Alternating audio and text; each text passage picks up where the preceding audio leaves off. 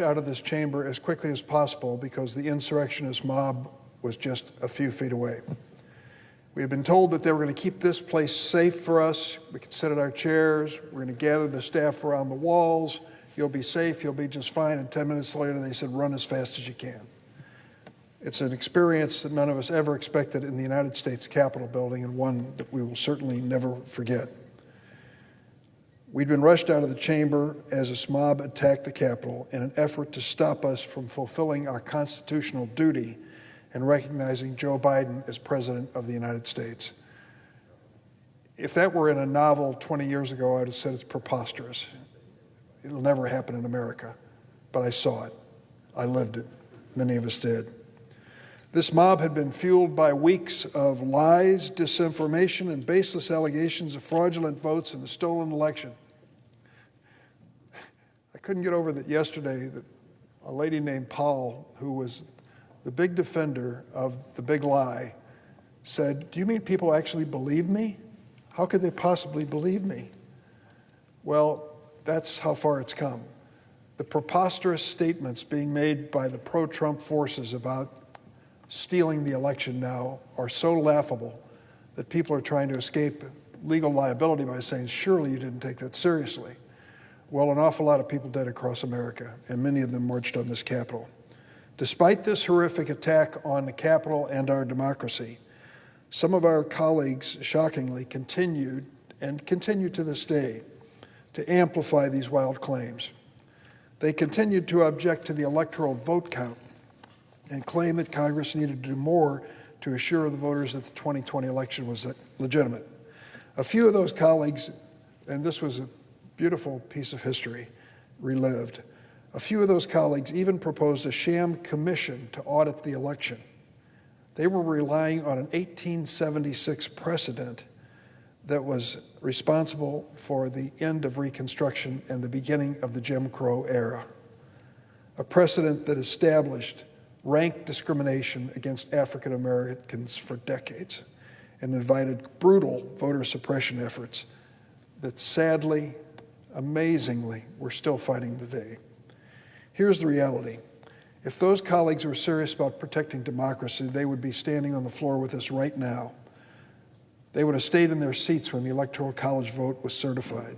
They wouldn't have spent weeks challenging and questioning the legitimate results of an election that their chosen candidate actually lost.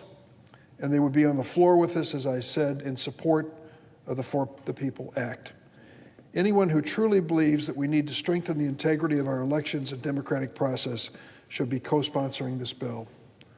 The For the People Act ensures that all eligible Americans can cast a ballot without burdensome barriers that suppress the vote. In 1890, there was established something called the Mississippi Plan. The Mississippi Plan was state legislation carefully crafted to make certain that African Americans didn't have the right to vote. Other states looked at it carefully and said, this is the answer.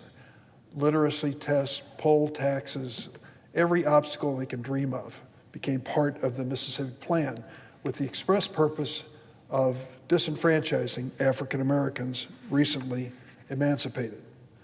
That plan, unfortunately, lived out its days for decades and performed as expected, suppressing the vote. Again, we face this kind of challenge. The bill that we're talking about here invests in election infrastructure, provides state and local officials with the resources they need for safe and secure elections.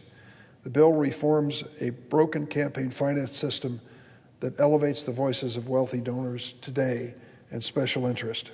And it strengthens and enhances ethics and transparency requirements.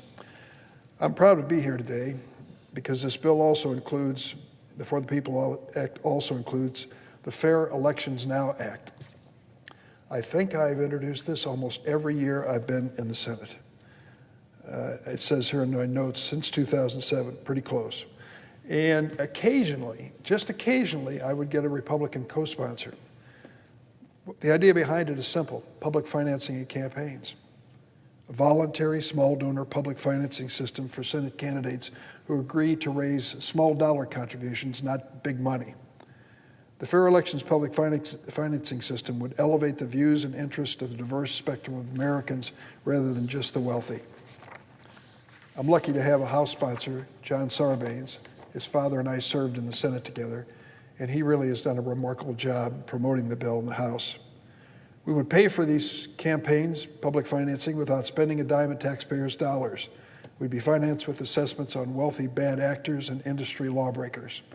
Voluntary small donor public financing of congressional campaigns would mean more candidates with more ideas and a Congress that works for more than just the top 1% in America. Thanks, Senator Merkley, for once again including this act in your bill. And again, I thank Congressman Sarbanes for his leadership in the House.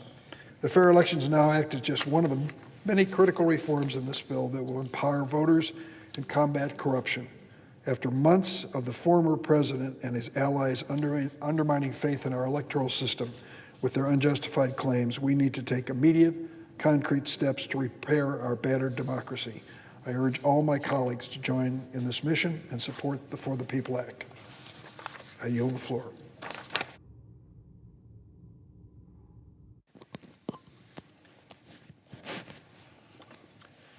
Mr. President, Senator from Oregon. I thank my colleagues who have come to the floor